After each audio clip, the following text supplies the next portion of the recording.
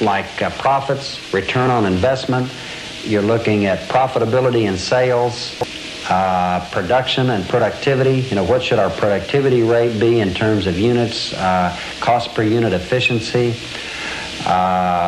What should be the product characteristics? What are our quality objectives?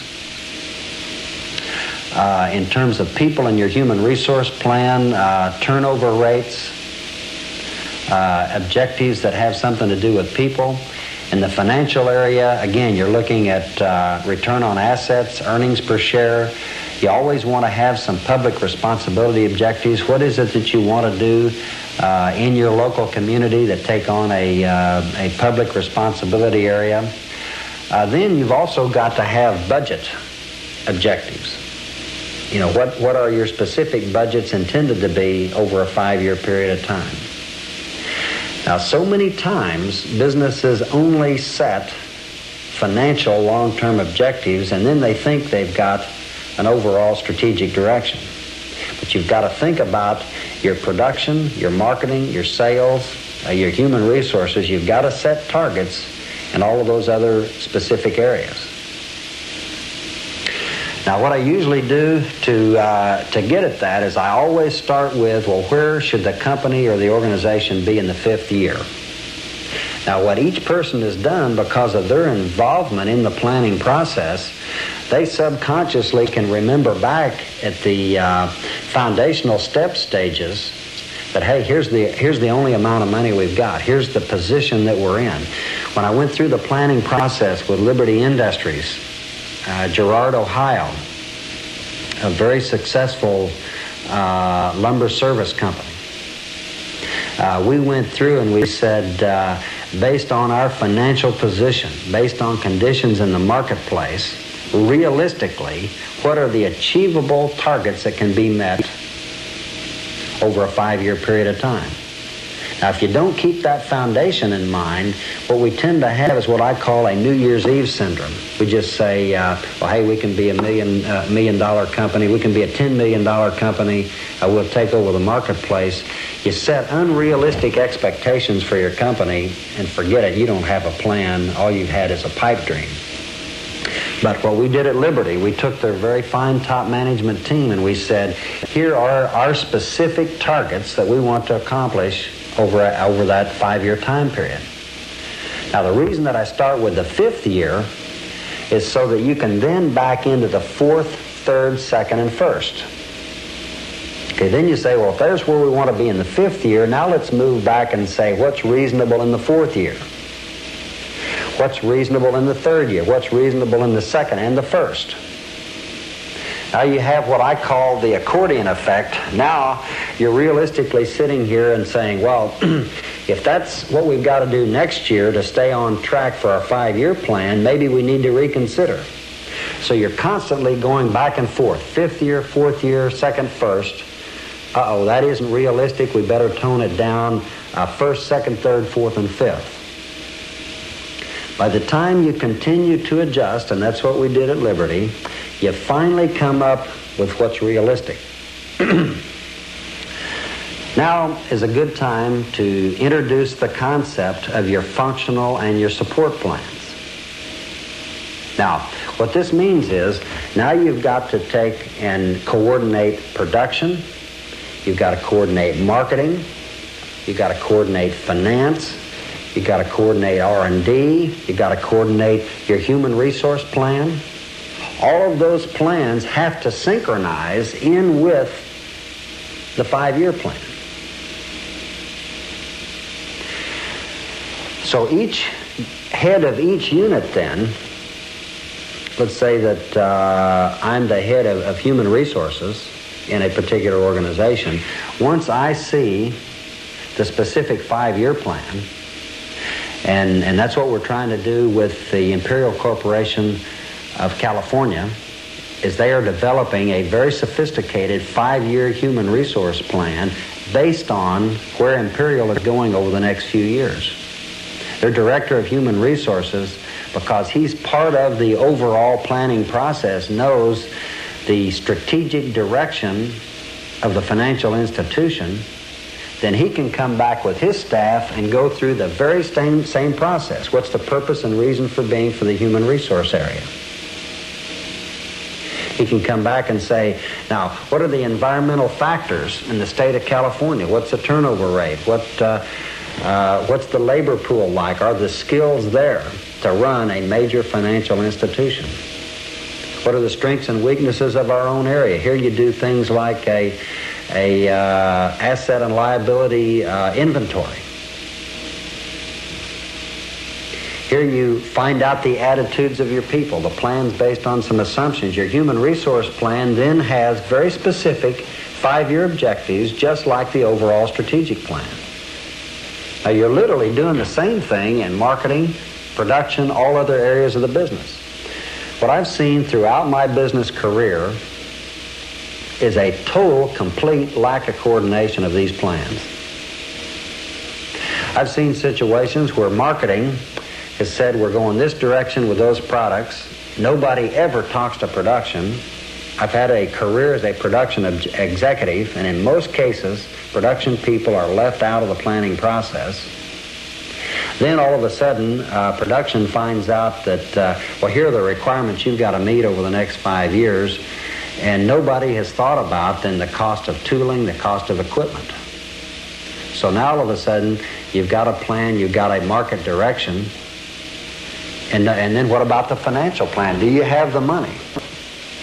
Some kinds of heavy tooling, there's 36 and 48 months of lead time to actually get the equipment into place to be able to even manufacture the product. If you go through a planning process like I'm describing, and you're setting overall, say, marketing objectives, here's what we want our sales and profitability to be, everybody is sitting right there at the table, and the production man can raise his hands and say, we can't meet the demands with our present equipment.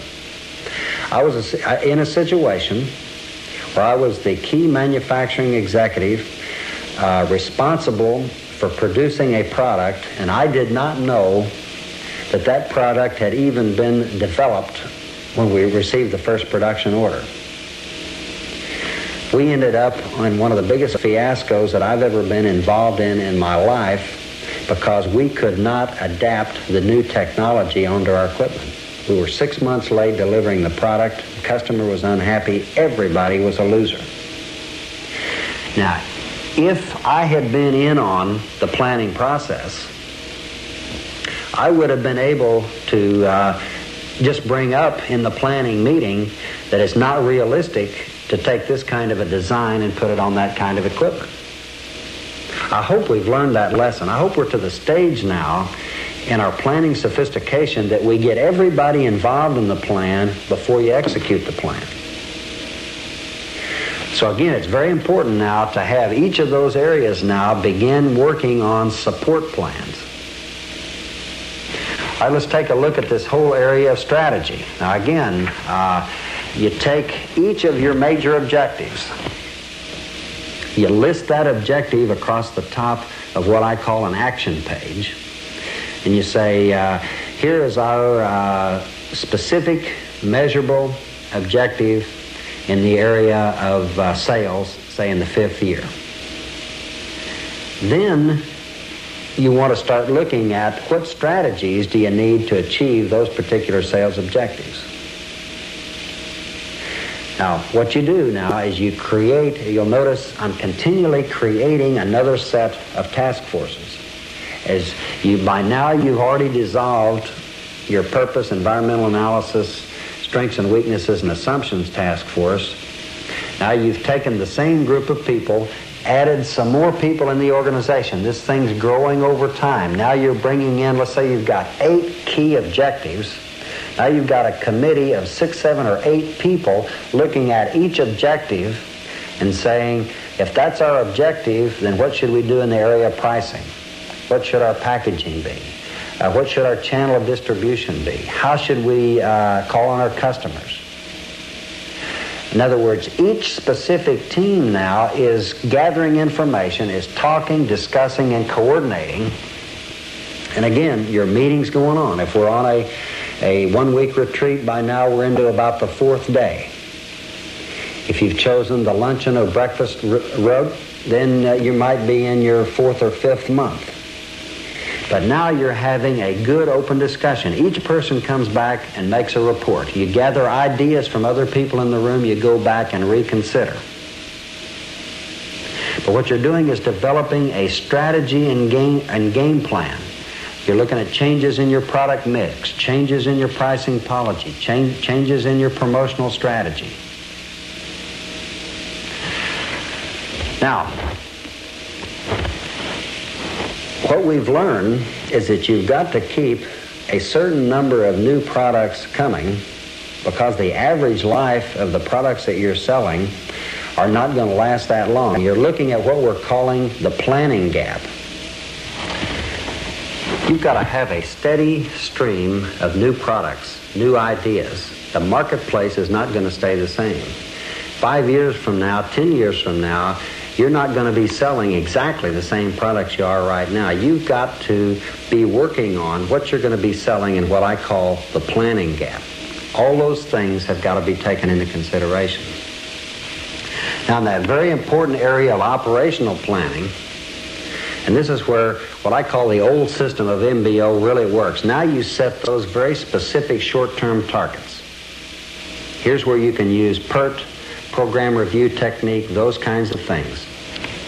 Here's where I believe you can use zero-based budgeting.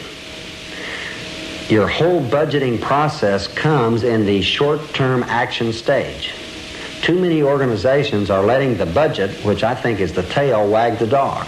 Budgeting is nothing more than a tool to help you execute your overall strategic plan. You've said, here's our direction, here's what we want to accomplish, and then what the budgeting process is doing is, in effect, putting the money where your mouth is. You're saying, if we want those key end results, then we're putting money in that specific area. Then every manager in the corporation has the job to manage within his own particular budget. Here's where this whole area of self-control comes in. You don't have to sit on top of a manager every day of the year. So much time and money is wasted on control systems that you don't need. I've been in business long enough to know that you can beat every control system ever devised. Unfortunately, early in my career, maybe fortunately, I learned all these techniques. With a strategic planning and control system that's based on self-control, you just agree on desired results. Here's what you've got to accomplish, and here are the resources you've got to do to get the job done. If you're going to go out of any of those boundaries, you talk to me, your boss. If not, leave people alone and let them manage. Save all that money that you're spending trying to control the processes. Hold people responsible, hold them accountable to those key end results. That's, to me, that's the key to this whole operational area. Now, the other thing that makes operational kinds of issues work properly is now you're executing the plan, and because everybody was involved in it, they are excited about executing the plan. If you don't have them involved in all the steps we've talked about, and then you lay this out on the table, call your group together, as happens so often, here's our plan, here's what you've got to do, here's your budget, go do it, then you've got half-hearted people looking around for other jobs and they're not excited. This is the boss's plan. This is the consultant's plan. You want it to be everybody's plan, and I'll guarantee you, boom, you've got that thing executed quicker than you'd ever believe. That's, to me, is the key to an operational plan. Next in the book, I talk about this all-important area of appraisals and rewards. So many times this is left out of the strategic thinking of an organization. Now, what I'm proposing here is a reward system, both a short and long-term reward system.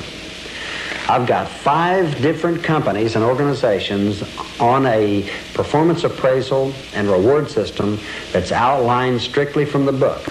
And I want to cover those just in detail, a little bit of detail with you. The theory behind this is that organizational objectives